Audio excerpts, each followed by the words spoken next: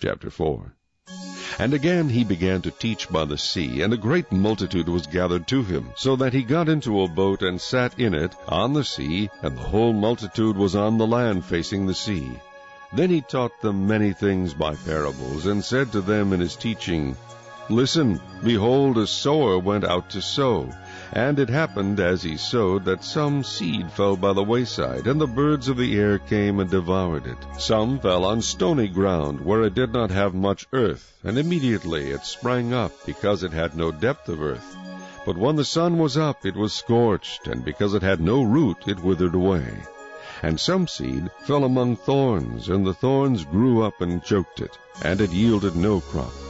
But other seed fell on good ground, and yielded a crop that sprang up, increased, and produced, some 30-fold, some 60, and some 100. And he said to them, He who has ears to hear, let him hear. But when he was alone, those around him with the 12 asked him about the parable. And he said to them, To you it has been given to know the mystery of the kingdom of God. But to those who are outside, all things come in parables, so that seeing they may see and not perceive, and hearing they may hear and not understand, lest they should turn, and their sins be forgiven them. And he said to them, Do you not understand this parable?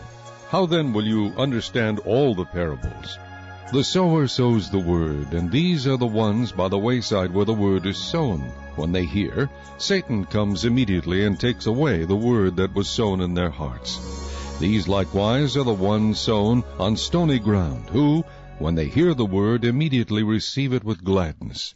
And they have no root in themselves, and so endure only for a time. Afterward, when tribulation or persecution arises for the word's sake, immediately they stumble. Now these are the ones sown among thorns. They are the ones who hear the word, and the cares of this world, the deceitfulness of riches, and the desires for other things, entering in, choke the word, and it becomes unfruitful. But these are the ones sown on good ground, those who hear the word, accept it, and bear fruit, some 30-fold, some 60, and some 100. Also he said to them, Is a lamp brought to be put under a basket or under a bed? Is it not to be set on a lampstand? For there is nothing hidden which will not be revealed, nor has anything been kept secret, but that it should come to light.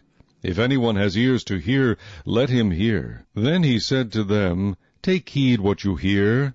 With the same measure you use, it will be measured to you, and to you who hear, more will be given. For whoever has, to him more will be given. But whoever does not have, even what he has, will be taken away from him.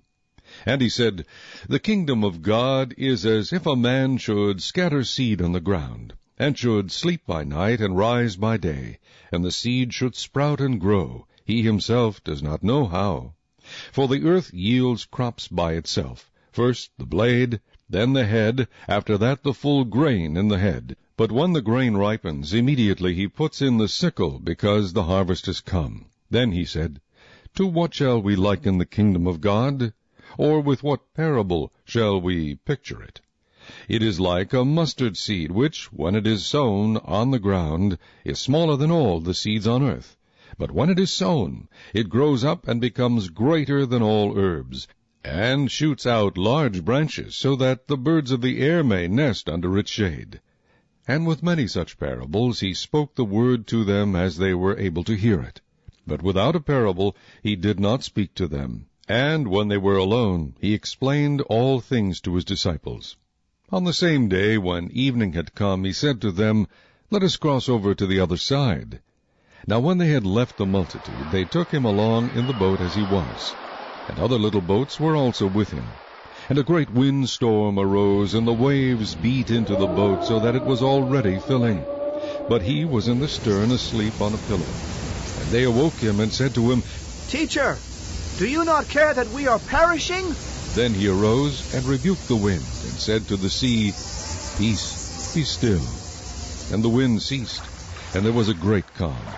But he said to them, Why are you so fearful? How is it that you have no faith? And they feared exceedingly, and said to one another, Who can this be, that even the wind and the sea obey him?